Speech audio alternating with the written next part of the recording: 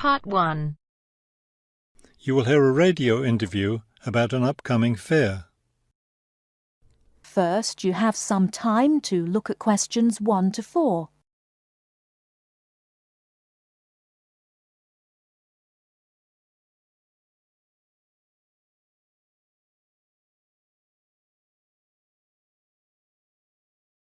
Now we shall begin. You should answer the questions as you listen, because you will not hear the recording a second time. Listen carefully and answer questions 1 to 4.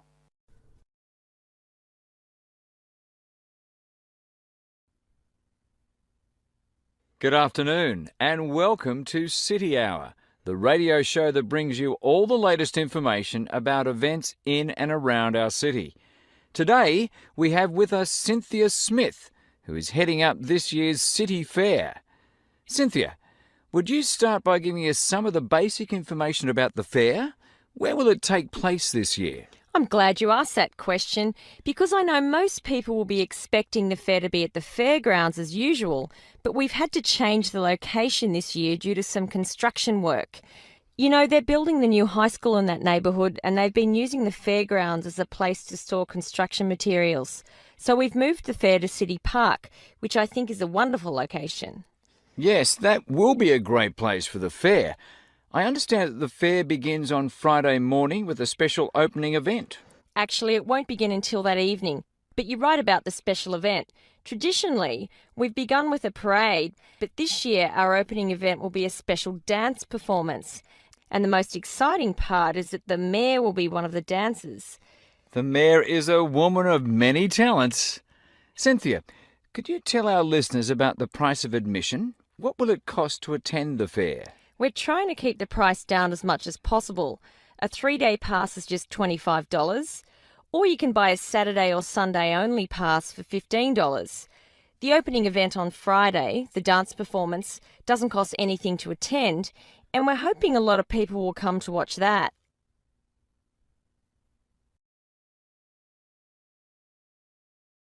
Before you hear the rest of the conversation, you have some time to look at questions 5 to 10.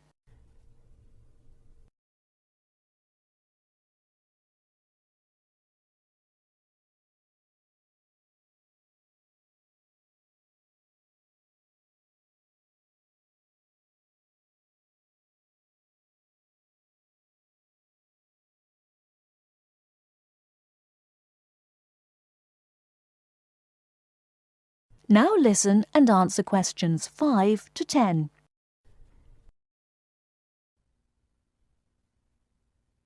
Could you tell us about some of the events planned for Saturday and Sunday, the main days of the fair? We have a lot of exciting things planned. There are a number of events especially for children, including a clown show on Saturday afternoon. On Saturday evening, we've got an event that can be enjoyed by the whole family, a concert by the lake. I'm sure that will be a popular event. Is there anything special planned for Sunday? Yes, a really fun event, and we hope a lot of people will participate. There'll be a singing contest in the afternoon. It's open to everyone at no charge. It doesn't matter whether you're an experienced singer or not.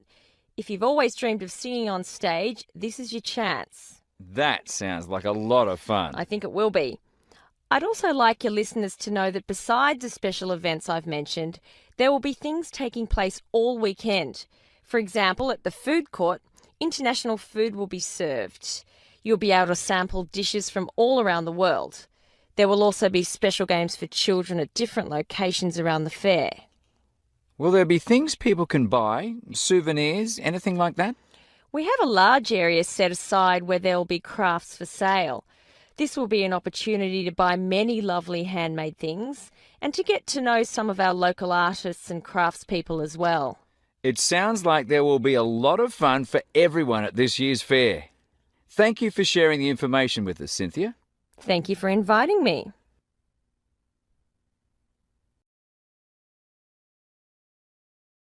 That is the end of part 1. You now have half a minute to check your answers.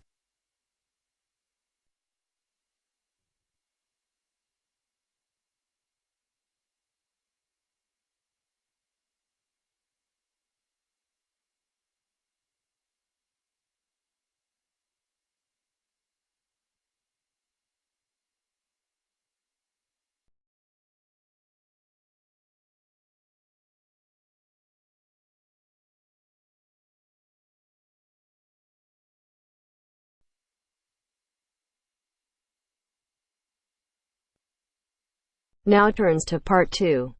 Part 2. You will hear a recorded message giving information about an animal park. First, you will have some time to look at questions 11 to 15.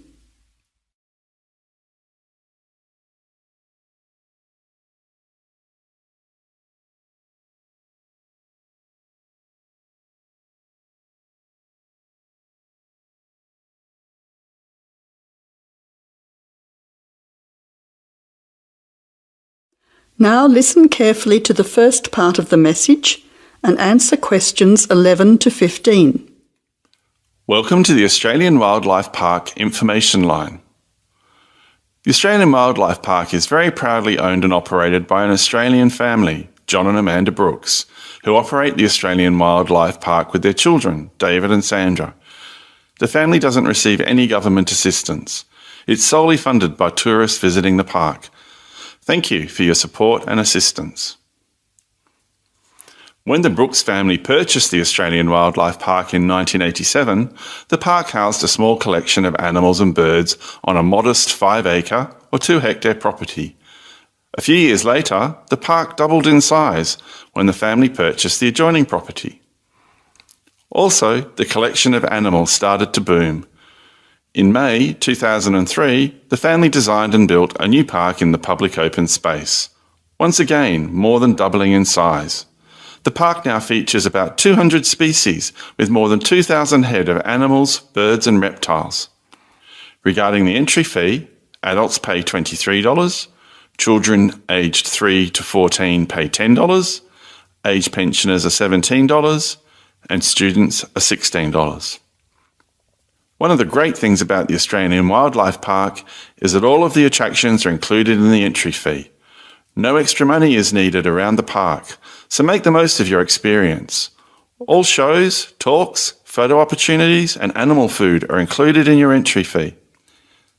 In addition, the Australian Wildlife Park is open every day of the year from 9 a.m. to 5:30 p.m, except Christmas Day, 25th of December.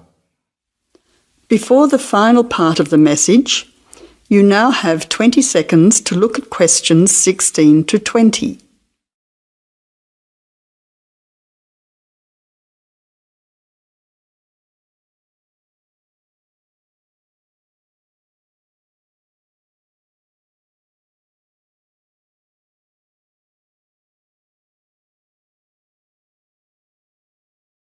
Now answer questions 16 to 20.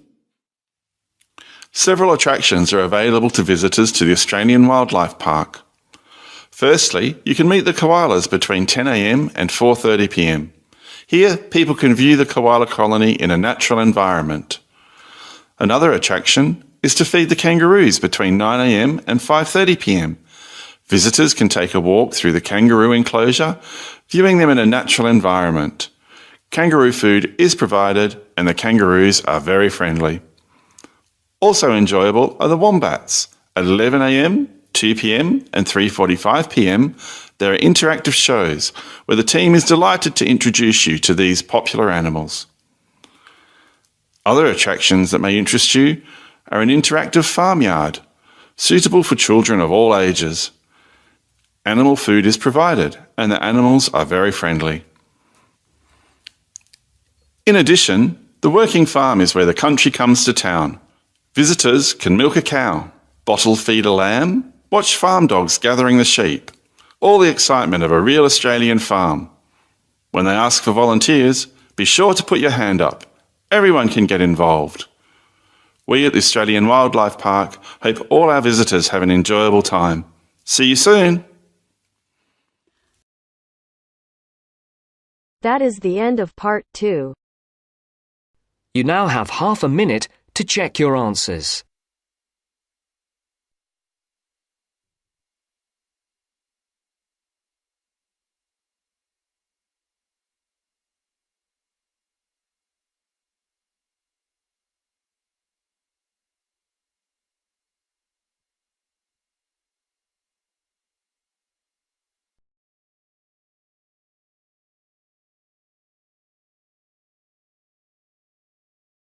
Now turns to Part 3. Part 3. You'll hear a tutor and a student discussing transport. First, you have some time to look at questions 21 to 25.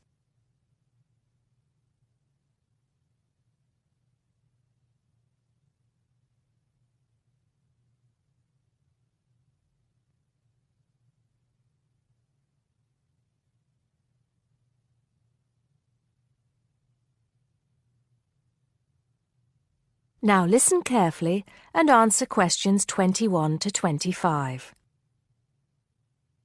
Come in, John, come in. How's the paper going? Morning, Mr. Taylor. Pretty well, actually.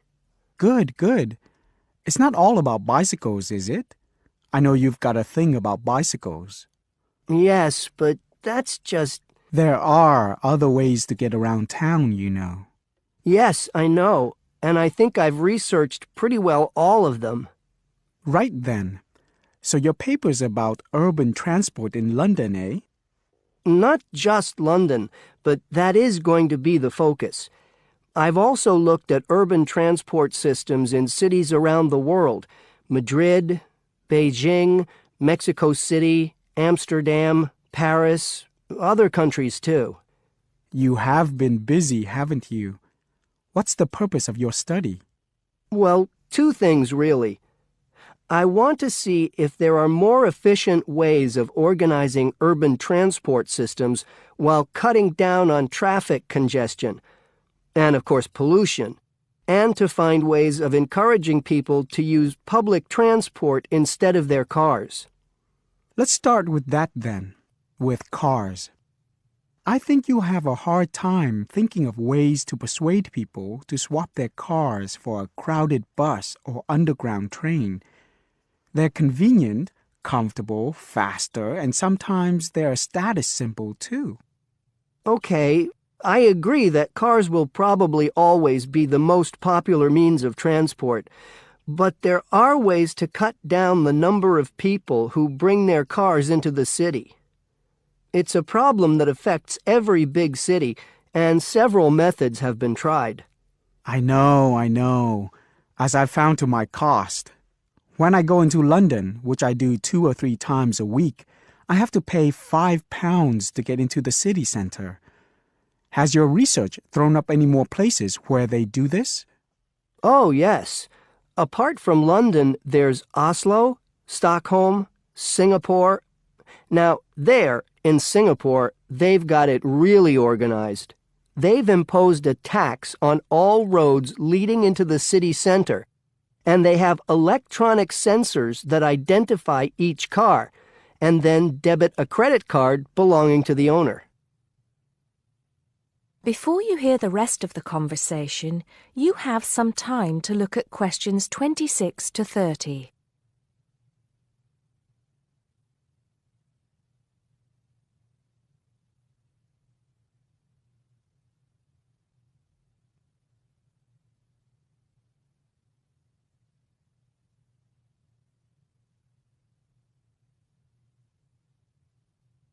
Now listen and answer questions 26 to 30. And other cities, instead of charging motorists to come into the city center, have tried other measures. Such as? Well, in Athens, cars are only allowed to go into the city center on alternate days, depending on their license plate number. In Bogota and some other Latin American cities, such as Quito and Sao Paulo, they've developed what is called a BRT system. A what? A BRT system, a bus rapid transit system. People leave their cars outside the city and take buses, which have special express lanes into and through the city. It's been so successful that they're trying it out in Mexico City, Beijing, Seoul, and Taipei. And other cities are pedestrianizing more and more areas of the city center. I see. How have these measures affected traffic congestion and pollution levels? In most cases, it has led to a reduction in the number of cars entering the city center. Certainly in Singapore, where it's now much easier to move around the city and the air is much cleaner than most other cities in that part of the world. London too, I believe. I can give some facts and figures if you like. Please do. In the first year after the tax was introduced, the number of people using buses to get to the city center rose by 38%. Really? 38%? Incredible. Yes, and the number of cars entering central London dropped by about 18%. There's more. The number of people using bicycles and mopeds went up 17%. I knew we'd get to bicycles at some point. Well, yes. In the city, the bicycle has a lot going for it. You can avoid traffic jams, there are no parking problems, they don't pollute, they're cheap to run, and they don't cost very much. Oh, and here's another fact for you. You can fit 20 bicycles in the space needed to park one car. Well, I never. But I can't see it catching on. Besides, we seem to be getting off the point. Not at all. China, Japan, and Holland have all integrated bicycles into their urban transport systems.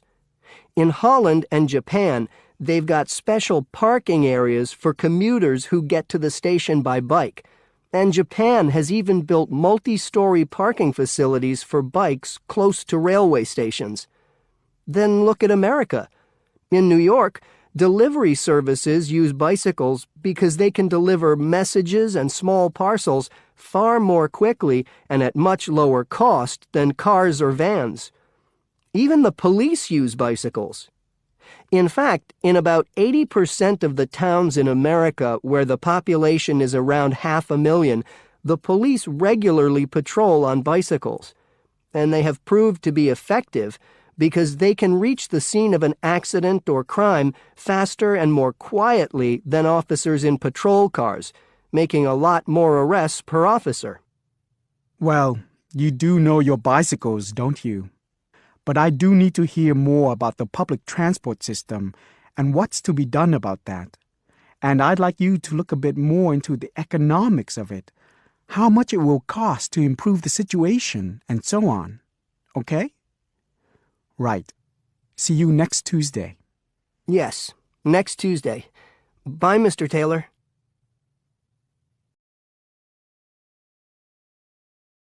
That is the end of part 3. You now have half a minute to check your answers.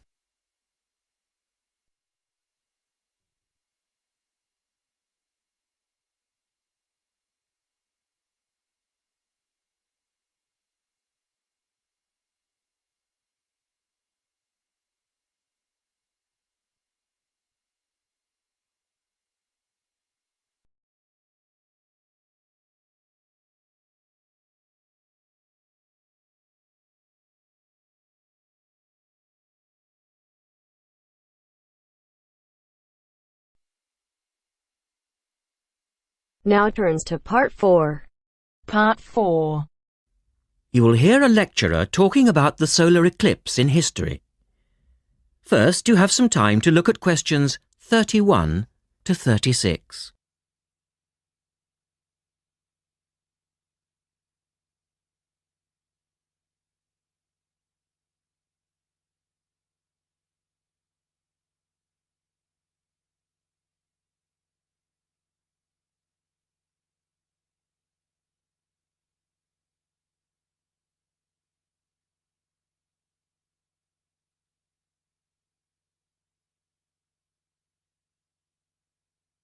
Now listen carefully and answer questions 31 to 36.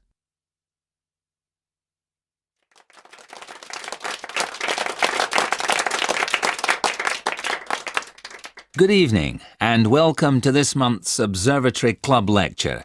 I'm Donald Mackey and I'm here to talk to you about the solar eclipse in history. 1,000 years ago, a total eclipse of the sun was a terrifying religious experience. But these days, an eclipse is more likely to be viewed as a tourist attraction than as a scientific or spiritual event. People will travel literally miles to be in the right place at the right time to get the best view of their eclipse. Well, What exactly causes a solar eclipse when the world goes dark for a few minutes in the middle of the day? Scientifically speaking, the dark spot itself is easy to explain. It's the shadow of the moon streaking across the Earth. This happens every year or two, each time along a different, and to all intents and purposes, a seemingly random piece of the globe.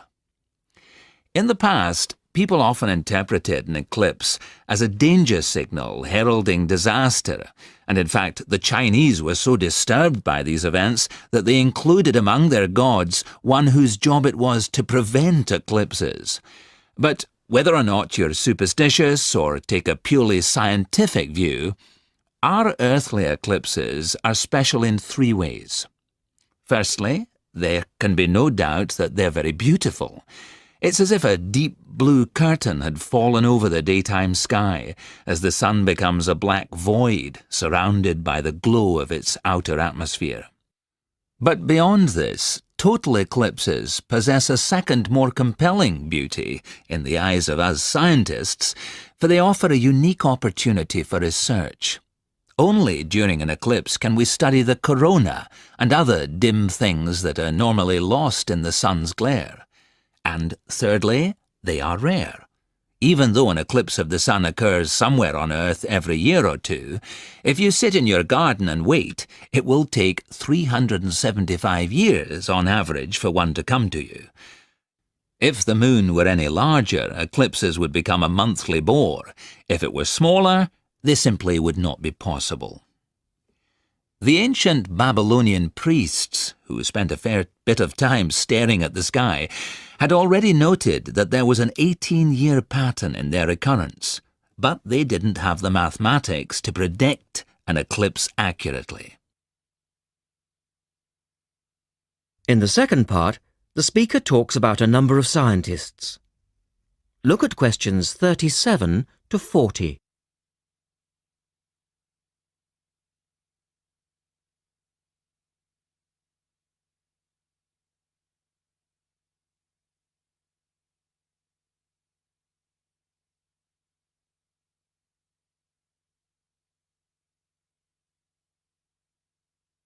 Now listen carefully and complete the table.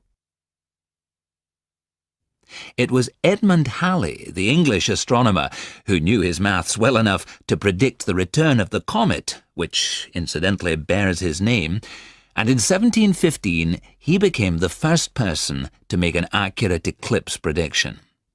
This brought eclipses firmly into the scientific domain, and they've since allowed a number of important scientific discoveries to be made. For instance, in the eclipse of 1868, two scientists, Janssen and Lockyer, were observing the sun's atmosphere, and it was these observations that ultimately led to the discovery of a new element. They named the element helium, after the Greek god of the sun. This was a major find, because helium turned out to be the most common element in the universe after hydrogen. Another great triumph involved Mercury. I'll just put that up on the board for you now. See, there's Mercury, the planet closest to the sun, then Venus, Earth, etc. For centuries, scientists had been unable to understand why Mercury appeared to rotate faster than it should. Some astronomers suggested that there might be an undiscovered planet causing this unusual orbit, and even gave it the name Vulcan. During the eclipse of 1878, an American astronomer, James Watson, thought he'd spotted this so-called lost planet. But, alas for him, he was later obliged to admit that he'd been wrong about Vulcan and withdrew his claim. Then Albert Einstein came on the scene. Einstein suggested that, rather than being wrong about the number of planets, astronomers were actually wrong about gravity. Einstein's theory of relativity, for which he's so famous, disagreed with Newton's law of gravity in just the right way to explain Mercury's odd orbit. He also realized that a definitive test would be possible during the total eclipse of 1919, and this is indeed when his theory was finally proved correct. So there you have several examples of how eclipses have helped to increase our understanding of the universe. And now let's move on to the social aspects. And I think you'll find... That is the end of part 4. You now have half a minute to check your answers.